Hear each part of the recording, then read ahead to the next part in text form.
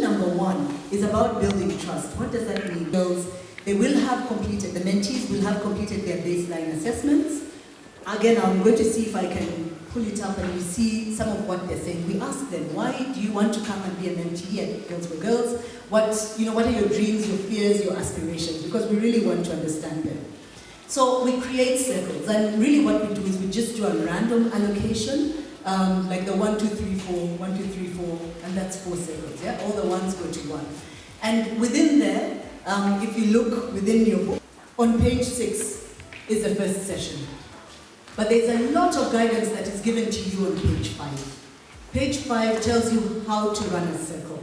The circles can be uncomfortable, so you have to figure out what works for you. There's a guidance that's given here. You can have an icebreaker, so some people tell a poem, some people share a saying, and they allow things to happen from there. Others say, that was a very interesting speech by the inspirational speaker, what do you think? You have to figure out your own style in terms of how to get the conversation started.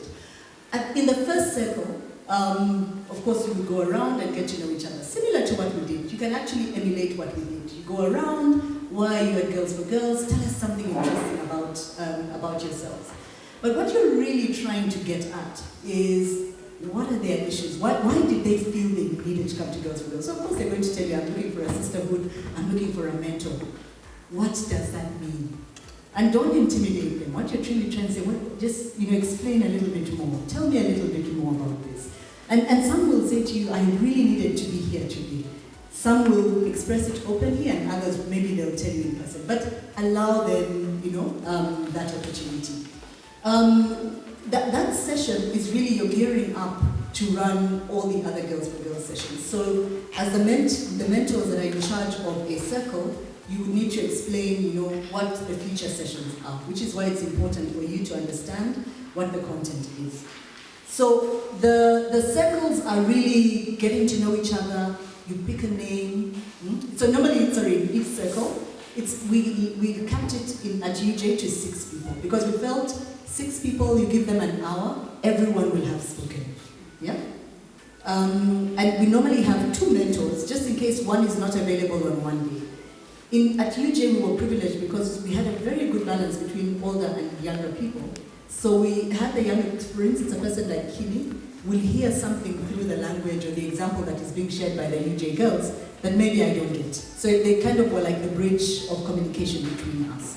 So when you're picking fellow mentors, it's good to pick someone who is slightly different from you because they'll probably get different things from the conversation. Okay? So that's the conversation for the first session. You have a general discussion around leadership, but you're really trying to build them up and set them up and say to them, this is what you can expect from Girls for Girls, this is what you can't expect. So some people come expecting financial support, for example. Don't just rub them off. Say to them, look, this is what we offer, but maybe in the process, you will be able to find someone that is able to support you. And then towards the end of each circle, you also have to prepare people for the subsequent sessions. So for example, after the first session on building trust, the next session is on courageous leadership. So we ask people to start reflecting, the mentees to start reflecting, who is a leader that inspires you? Why does that leader? Everyone will obviously say Nelson Mandela, Winnie Mandela, but why? What is it that moves you? Barack Obama, why? What is it that moves you?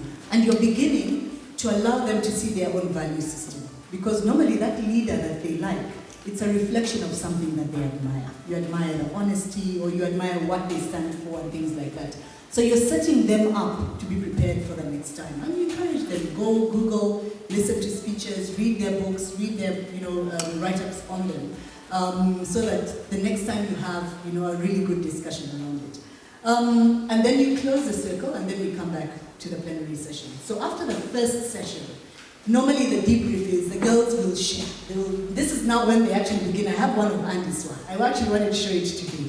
Andy's talked about, she actually started telling her story. But they debrief on behalf of the group. They say this is the name we have picked, this is why. Queens of Nzinga, Amandra Sisters, yeah? # no limits. And they told us why they picked that. They explained the norms that they had established for their groups and things like that. So already you're beginning to create that group feeling. Already the girls are beginning to feel safe.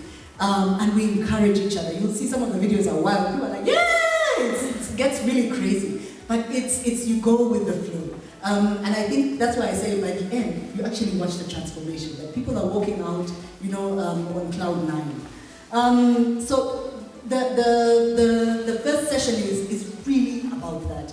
The way we measured it is we ask ourselves, have we gotten the girls to start airing their dreams, their goals, their aspirations, their fears? What is it that they feel they're holding back? Because when they're able to talk about that, it means that we have created the environment that we want for them to start sharing. And that becomes the basis going forward. Okay? A couple of things I would say to watch out for. Dominance during the discussion. So there are always strong characters. There are people who will talk and people who will speak authoritatively, both from the mentee and the mentor side. Remember to try and keep it balanced. So for example, when you're setting your norms, it will most likely come out, what is it that we all agree? Someone will most likely say to listen to each other, okay? How do we remind each other that we are not listening to each other? So that as a group, you can come up with a common code, so that people know what they're saying. So the dominance in a circle, please watch out for it.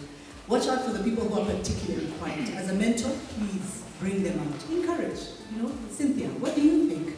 What's your perspective on that? Draw them out and try and have balance. There's a likelihood that you might be drawn to some of the mentees because they look like you. They're sharing problems that are yours and you're like, oh my gosh, that is me.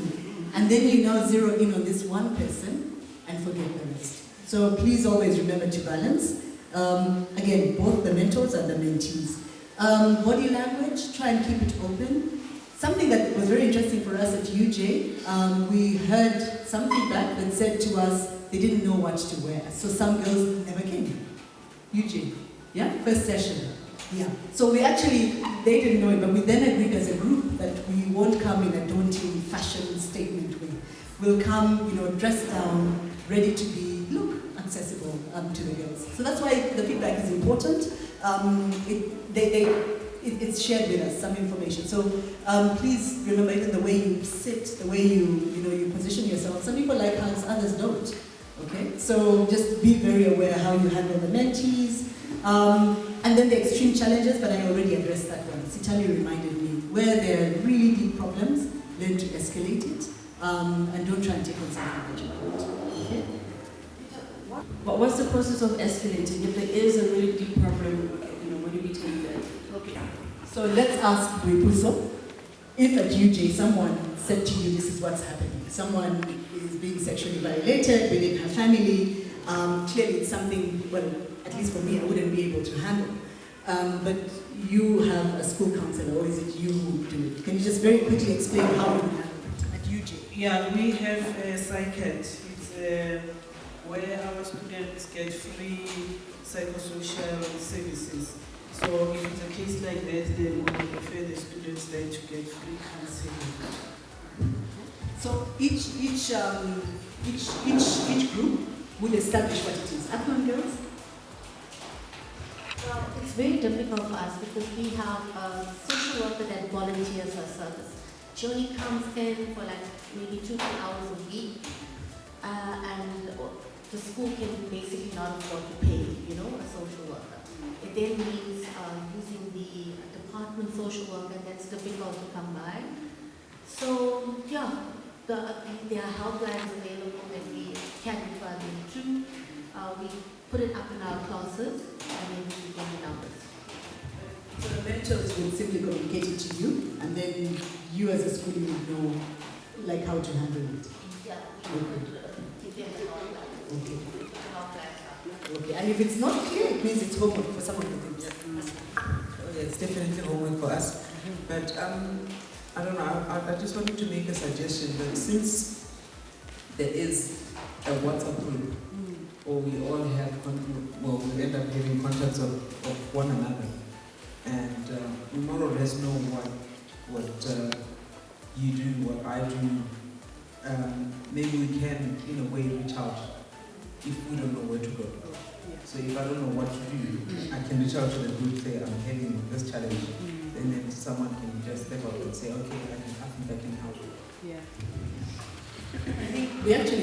We had psychologists on the team last time round, so we were able, I think patients actually, you and Stacey, had said if there were any issues, we channeled it to them, and then we looked for how to address it. Yeah? Okay, so that is building trust. Are we okay with that?